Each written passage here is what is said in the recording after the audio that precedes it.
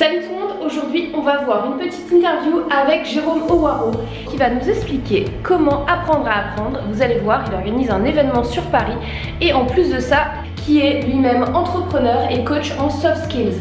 Vous ne savez pas ce que c'est les soft skills, c'est pas grave, on va voir tout ça dans cette petite interview et vous allez voir, comme d'habitude, c'est génial. A tout de suite, merci beaucoup, c'est parti, générique. Peut-être il a changé, peut-être pas encore, on va voir, générique.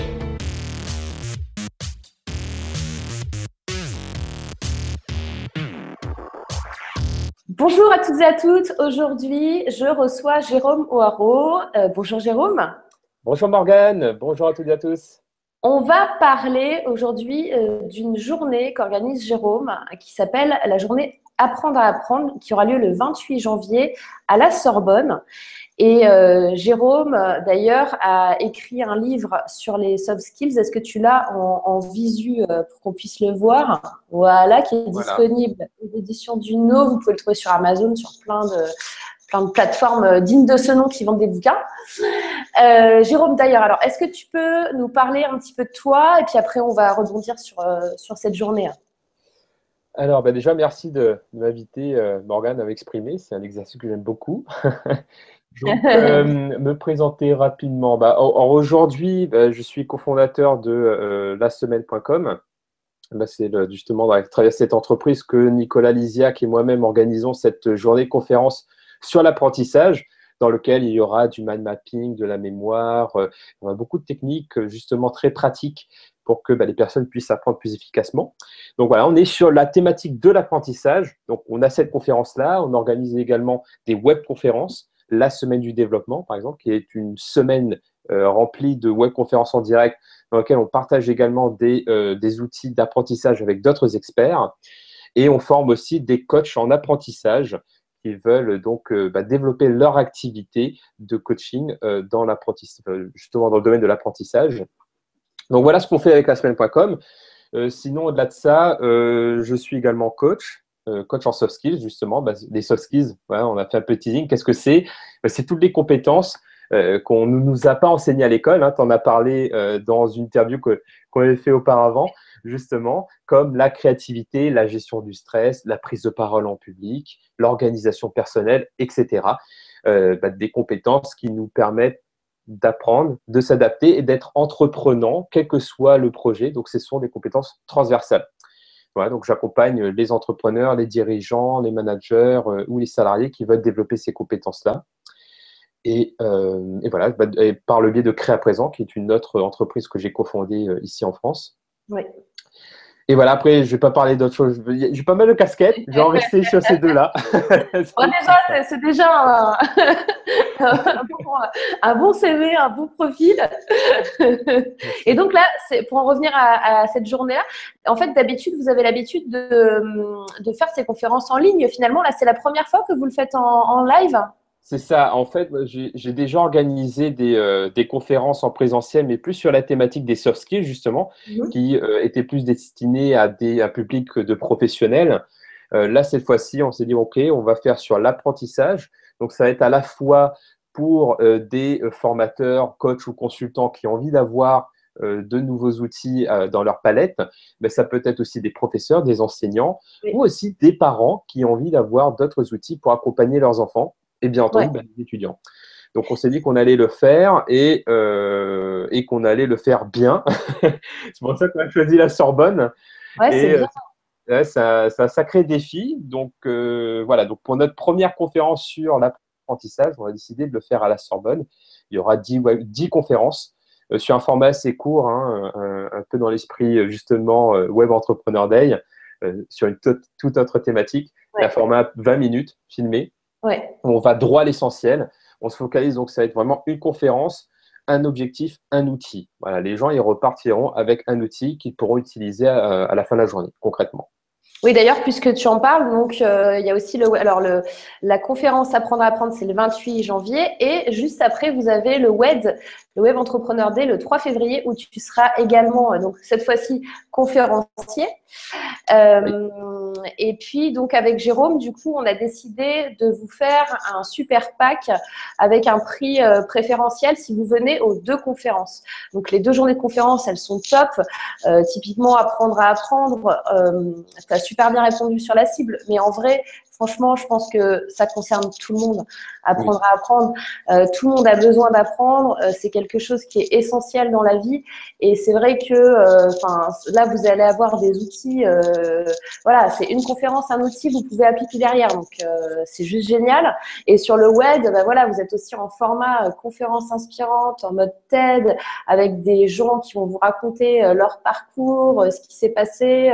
Là, on est sur l'image. Donc, ça va être à la fois l'image de soi, l'image, la vidéo, les réseaux sociaux, etc. Enfin, je ne vais pas vous refaire le pitch. Mais en gros, voilà, là, on a un pack. Si vous voulez assister aux 2, eh bien, vous n'allez pas payer le prix fort des 2. Vous allez pouvoir avoir une offre préférentielle. Et je vous invite, donc, si vous voulez me voir moi et voir Jérôme, parce que j'irai certainement aussi à la conférence Apprendre à apprendre de Jérôme, eh bien, n'hésitez plus. Et puis, cliquez, on va mettre le lien juste en dessous de la vidéo. C'était la petite partie promo teasing. Oui, et au-delà de ça, si je peux rajouter aussi, c'est vrai que j'ai pas parlé de ça, tu as très bien fait de l'amorcer. Un entrepreneur a besoin d'apprendre constamment. On est dans un monde où tout va super vite.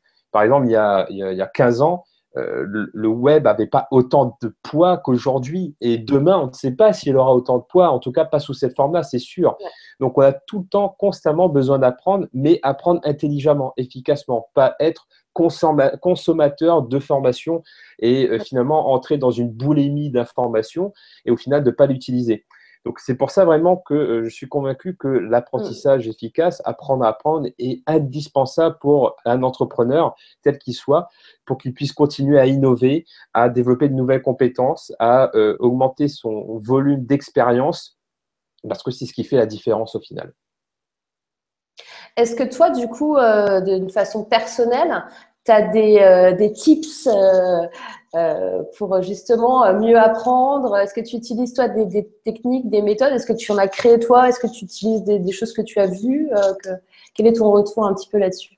Oui, il y a plusieurs choses. En fait, ça dépend du format d'apprentissage. Donc, par exemple, pour les livres, par exemple, qui est pour moi le support de base dans lequel il y a tout ce qu'il faut dedans et en plus un savoir millénaire, parce que les livres existent depuis énormément de temps maintenant.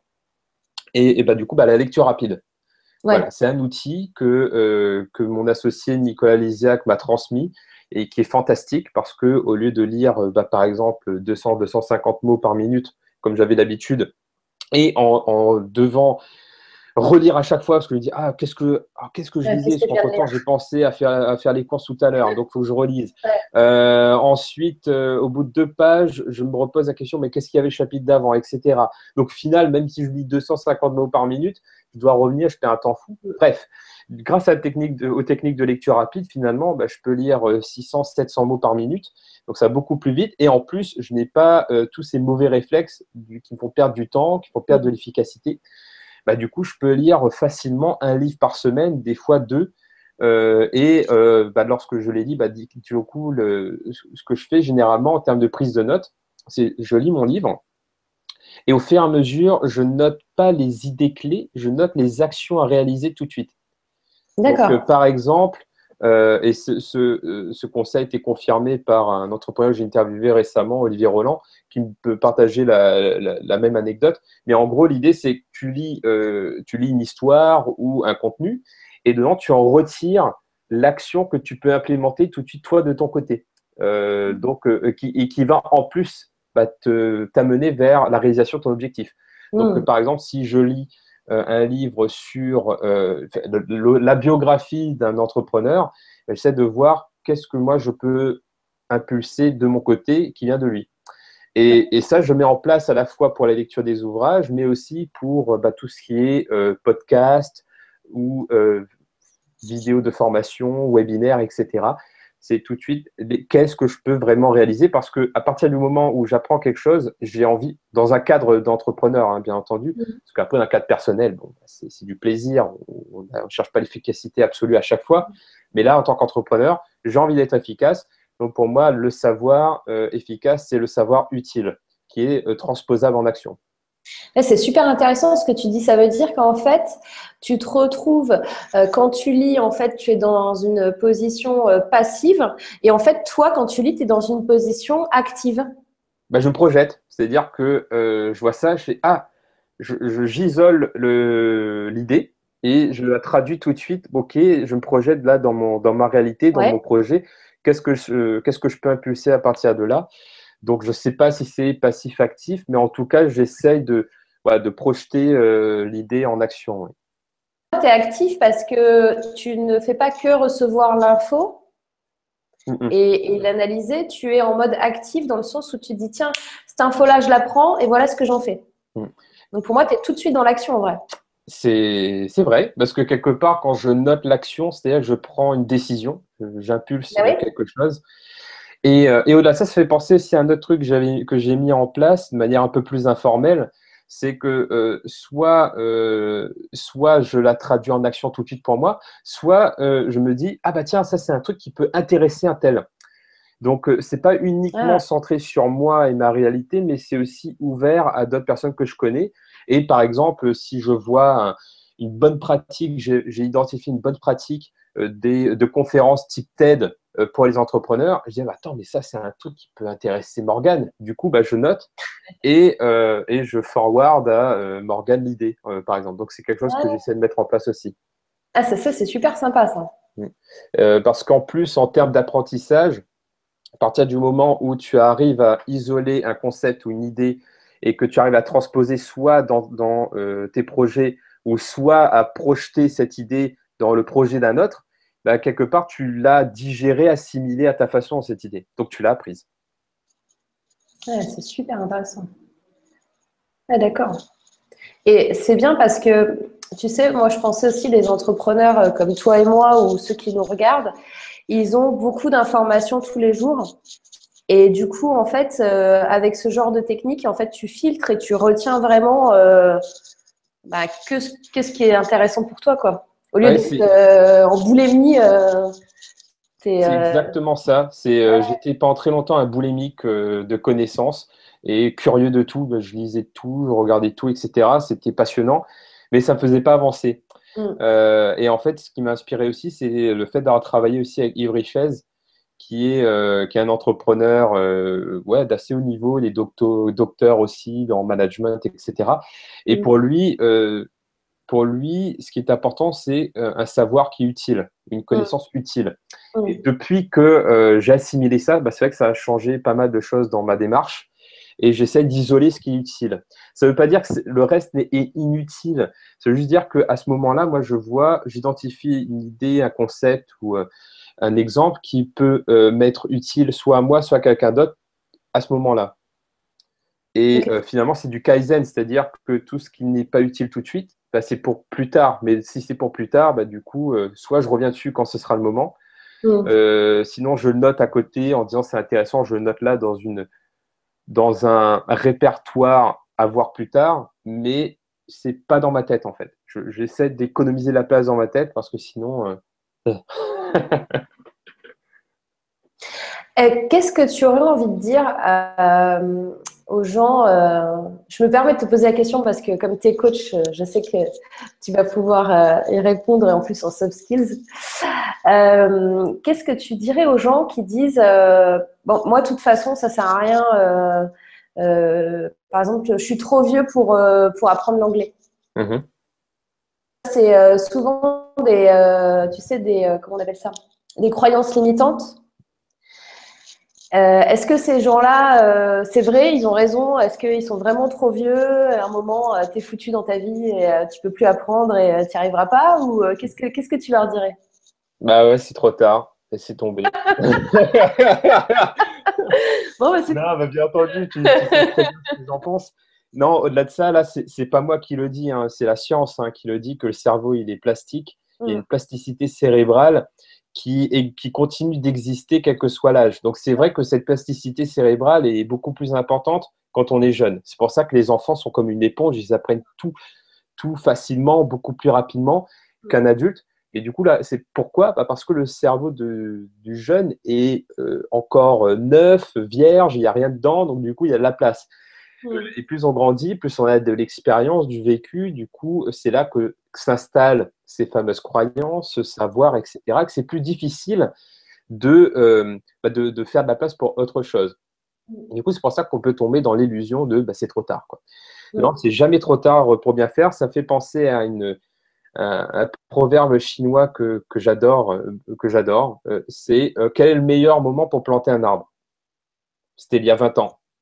Et quel est le deuxième meilleur moment pour planter un arbre? C'est maintenant. Ouais. Voilà. Donc, voilà ce que je dirais, c'est pour le meilleur moment pour planter un arbre, du coup, le deuxième, c'est maintenant. Donc, ne passez pas à côté de l'occasion. La question à se poser dans ce cas-là, si on reprend l'exemple de l'anglais, c'est qu'est-ce que j'ai à y gagner en fait? Qu'est-ce que j'ai à y gagner en apprenant l'anglais et qu'est-ce que je perds à ne pas le faire? Si par exemple, vous vous dites je suis trop vieux pour apprendre l'anglais, ça veut dire que quelque part, vous avez envie d'apprendre l'anglais. Pourquoi? Parce que j'ai envie de voyager. Donc, si j'apprends l'anglais, je peux voyager plus ou je peux être plus autonome quand je voyage et du coup faire plus de choses. Donc, c'est motivant. Et si j'apprends pas l'anglais, du coup, peut-être que je serai toujours chez moi, l'esprit fermé et avec grognon, etc. Bref, du coup, il y a un manque à gagner qui est énorme. En prenant conscience de ça, finalement, ça va donner plus de motivation à se bouger. Et après, lorsque la motivation et l'objectif est là, c'est le moment de la prise de décision. OK, qu'est-ce que je vais faire pour apprendre l'anglais? Et là, petit à petit, l'idée, c'est pas de dire je vais. Ça, c'est souvent, on peut penser à ça. OK, je vais partir 1 an aux États-Unis comme ça. Peut-être, mais peut-être que c'est un peu brut. Donc, ça peut être très efficace, mais ça peut vous dégoûter aussi. Donc, dans ce cas-là, c'est la stratégie des petits pas. C'est OK, je vais pratiquer 5 minutes d'anglais tous les jours pour commencer. Ensuite 10, ensuite 15, 20, 30, etc. Jusqu'à ce que je sois assez à l'aise pour tenir beaucoup plus longtemps, passer des journées en anglais. J'aime bien cet exemple parce que comme je vis en Angleterre et que ma compagne est anglaise, c'est pour ça que je pose la question. Tu entends ce processus-là aussi, comme je suis très mauvais en anglais pendant longtemps. Donc voilà ce que je dirais. Donc tu vas aller chercher finalement la motivation intrinsèque qui est dans la personne et lui faire les petits pas pour avancer progressivement. C'est clair qu'on ne peut pas devenir bilingue en 1 mois. N'importe qui ne peut pas le faire. Enfin, voilà. Donc, on peut, c'est au fur et à mesure on apprend. Il faut une sacrée force de volonté. Il faut vraiment y aller en 1 mois. C'est-à-dire que forcément, tu passes par des stades, des phases, etc. quoi. Ok, c'est cool.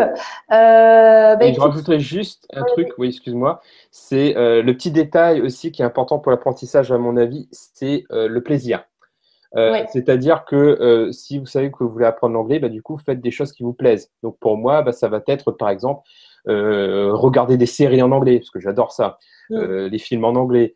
Ça peut être, donc, je raccroche l'activité d'apprentissage à quelque chose que j'aime et du coup, ce n'est pas contraignant.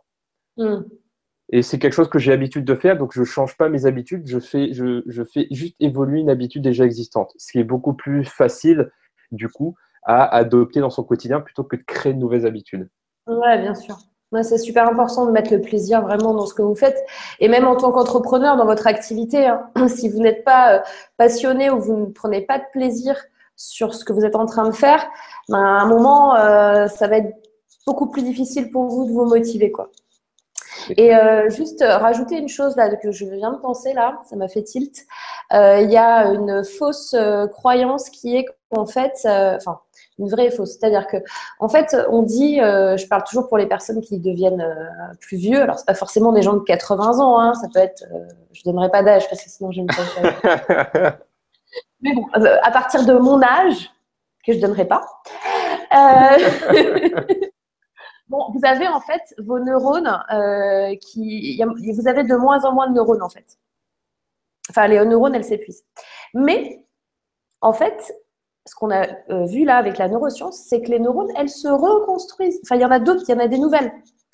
Donc, en fait, c'est pas un problème de nombre de neurones à un certain âge, parce que quand vous dormez bien, vous faites votre mélatonine, etc., eh bien, vous avez vos neurones qui se régénèrent. Donc, ce n'est plus un problème d'âge, c'est un problème de croyance, de motivation, etc. Pas d'excuses, voilà, plantez votre arbre dès maintenant, il n'y a pas d'excuses. En tout cas, la journée là que tu organises, elle va vous donner vraiment plein de clés et plein de tips, comme on dit, pour arriver à mieux apprendre, à apprendre. Je suppose que tu as aussi des choses sur la mémoire, etc. Bien sûr.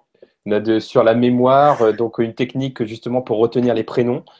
Ça, du coup, c'est hyper important pour un entrepreneur qui va être en networking, oui. qui a besoin de retenir des prénoms. On a la lecture rapide, on a du mind mapping, justement, pour organiser ses pensées, prendre des notes de manière intelligente.